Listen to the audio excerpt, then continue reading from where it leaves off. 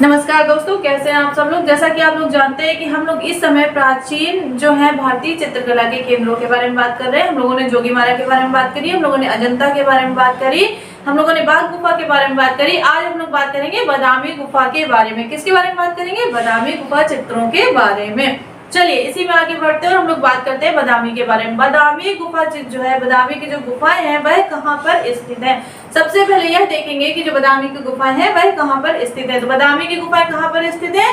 कर्नाटक के बागलकोट जिले में बीजापुर पहाड़ी पर। अब इससे रिलेटेड दो क्वेश्चन आते हैं। पहला तो यह है कि बादामी की गुफाएं कहाँ पर स्थित है। अगर ऑप्शन में आपको पूछा हुआ कर्नाटक का बागलकोट जिला दे रहे हैं तो ठीक है वो लगाइए, या फिर पूछे बादामी की गुफाएं कहाँ पर हैं तो बीजापुर की पहाड़ी पर। कहाँ पर है? बीजापुर की पहाड़ी पर। यह तो बात हो गई कि बादामी की गुफाएं कहाँ पर हैं। ठीक है, अब इसके बारे में हम लोग और बात करेंगे और बात करेंगे कि बादामी की जो गुफा है, जिस समय बादामी की गुफा जो है वह स्थापित कह दी या बनवाई गई थी, उस समय उस टाइम पर बादामी की गुफाओं को और किस नाम से जाना जाता था?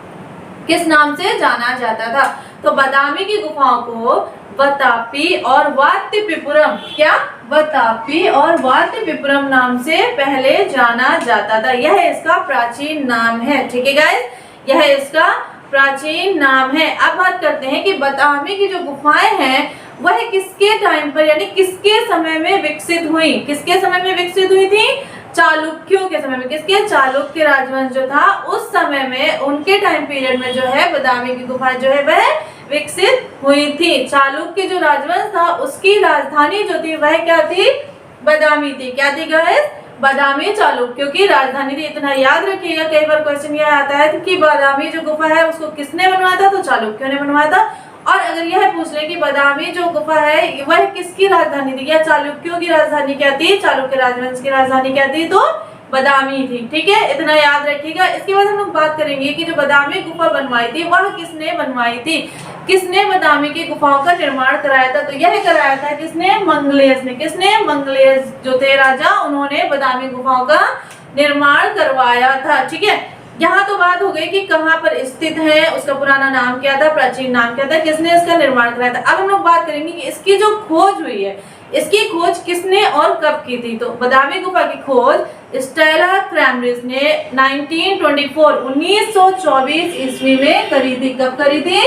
1924 ईस्वी में स्टेला क्रैमरिस ने करी थी। ठीक है गाइस, अब इस पे और आगे बढ़ेंगे और देखेंगे कि नेक्स्ट क्या है। इसके बाद जो है बादामी के जो गुफा चित्र हैं, बादामी के जो गुफा चित्र है उनको रंगीन चित्रों को किसने अपनी पुस्तक में बम्बई से जो है प्रकाशित किया था? किसने करा था? कार्ल खंडालावाला ने बम्बई से 1938, कब? 1938 ईस्वी में उनकी एक जो बुक उन्होंने छापी थी, इंडियन स्कल्पचर एंड पेंटिंग नाम की उनकी एक पुस्तक थी। उसमें उन्होंने क्या किया था? बादामी के रंगीन चित्रों को जो है बम्बई से प्रकाशित किया था। ठीक है गाइस, याद रहेगा गाइस किसने किया था?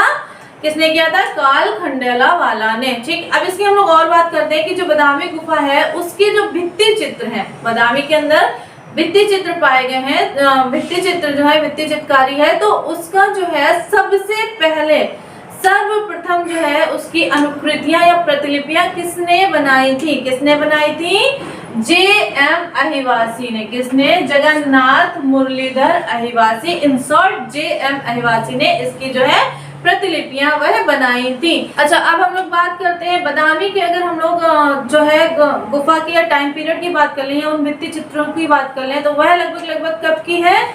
वह लगभग जो है वह 578 से 79 के आसपास है। लगभग छठी शताब्दी के आसपास की है। छठी शताब्दी के आसपास की या जो है 578 या 79 ईसा की है। कब की है? छठी शताब्दी के आसपास की है। ठीक है, इसी में आगे बढ़ते हैं और हम लोग अब बात करेंगे वहां पर जो चित्र प्राप्त हुए हैं वह चित्र किस प्रकार के हैं, मतलब कौन कौन से चित्र हैं जो बादामी में प्राप्त हुए हैं। लेकिन इससे पहले हम लोग बात करेंगे कि बादामी गुफा है वहां पर कितनी गुफाएं हैं। जो बादामी नाम की गुफा है वहां पर कितनी गुफाएं हैं? वहां पर 4 गुफाएं हैं। ठीक है, बादामी में 4 गुफाएं पाई जाती है। पहली गुफा जो है वह किससे रिलेटेड है? वह जो है शैव गुफा मानी जाती है। जो दूसरी और तीसरे नंबर की गुफा है वह वैष्णव गुफा है, और जो चौथे नंबर की गुफा है वह कैसी गुफा है, वह जैन धर्म से रिलेटेड है। पहली शैव धर्म से, दूसरी और तीसरी वैष्णव धर्म से, और जो चौथे नंबर की फोर्थ नंबर की लास्ट गुफा है वह जैन धर्म से रिलेटेड है। ये तो बात हो गई। आपको इतना समझ में आ गया होगा कि जो 4 गुफाएं हैं जब अलग अलग उससे रिलेटेड करती हैं तो उसमें चित्र कैसे होंगे। शैव धर्म से रिलेटेड जो प्रथम गुफा है उसमें कौन सा चित्र पाया जाता है, वहां नटराज का एक चित्र पाया जाता है। ठीक है गाइस। दूसरे और तीसरे नंबर की जो गुफा है उसमें कौन सा चित्र पाया जाता है, वैष्णव धर्म से रिलेटेड। यहीं पर एक विरहणी रमणी नाम का एक चित्र है जो थर्ड नंबर की गुफा में पाया जाता है। किसमें पाया जाता है, विरहणी रमणी नाम का एक चित्र है जो गुफा नंबर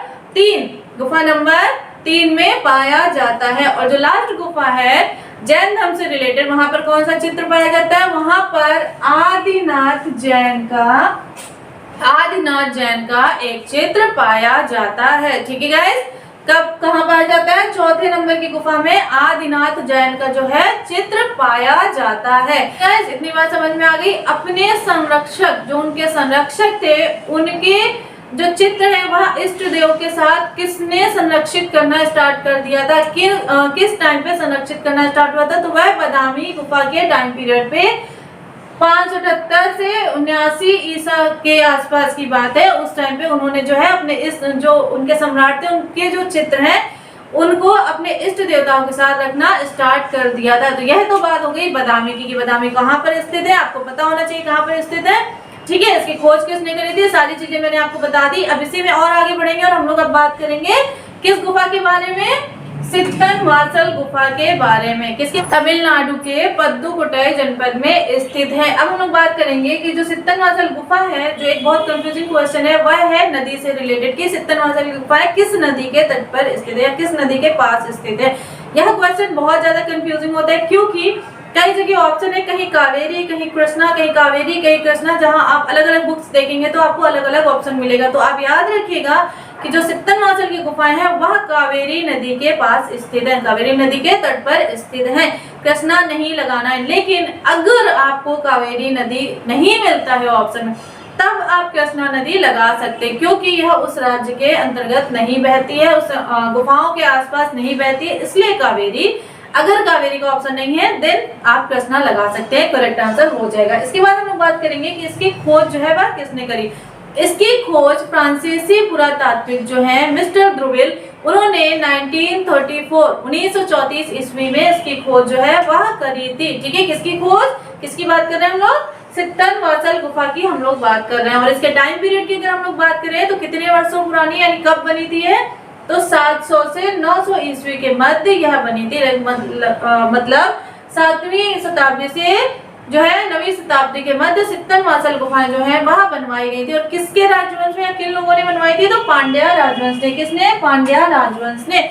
इसके बाद बात करते हैं कि जो सित्तनवासल की गुफाएं हैं वह किस धर्म से रिलेटेड है, तो वह जैन धर्म से रिलेटेड है। किस धर्म से रिलेटेड है, जैन धर्म से रिलेटेड है। और ऐसा माना जाता है कि जो सित्तनवासल की गुफाएं हैं वह जैन धर्म से रिलेटेड या उससे संबंधित सबसे प्राचीन गुफाएं। यहाँ से जैन धर्म से रिलेटेड सबसे प्राचीन चित्र जो हमें प्राप्त होते हैं वह सित्तनवासल से प्राप्त होते हैं, ऐसा माना जाता है। ठीक है। 1% चांस नहीं है क्योंकि कई लोग ऐसा भी मानते हैं, कई विद्वान ऐसा भी मानते हैं कि जो जोगीमारा की गुफा है वह जो है जैन धर्म से रिलेटेड सबसे पुरानी गुफा है। तो यह अभी थोड़ा सा क्लियर नहीं है, लेकिन इसके बारे में ऐसा माना जाता है। ठीक है गाइस। इतनी बात क्लियर हो गई कि ये कहाँ पर स्थित है, इसकी खोज किसने करी थी। ठीक है। और ये किस नदी के किनारे स्थित है। अब हम लोग थोड़ी सी बात कर लेते हैं कि यहाँ पर किस तरीके के चित्र प्राप्त हुए। तो पहला एक अर्धनारीश्वर का जो चित्र है वह सित्तनवासल गुफा से प्राप्त होता है। दूसरा एक कमल सरोवर, एक जो है सरोवर में कमल वन स्थित है जो बहुत ही सुंदर चित्र है, वह कहाँ से प्राप्त होता है, वह भी हमें सित्तनवासल से प्राप्त होता है। ठीक है गाइस। तो यह तो बात हो गई सित्तनवासल के बारे में। मैंने आपको बादामी के बारे में बता दिया, सित्तनवासल के बारे में बता दिया है। अब मैं जल्दी नया वीडियो लेकर के आऊंगी जिसमें मैं बात करूंगी एलोरा, एलिफेंटा और जो सिगिरिया की गुफा बची हुई है उसके बारे में हम लोग अपने नेक्स्ट वीडियो में बात करेंगे। ठीक है गाइस। अगर आपको मेरा वीडियो पसंद आया हो तो मेरे चैनल को लाइक शेयर सब्सक्राइब करना ना भूलें, नीचे दी हुई नोटिफिकेशन बटन को टच करना ना भूलें। मैं जल्दी आपसे मिलूंगी नए वीडियो के साथ। धन्यवाद।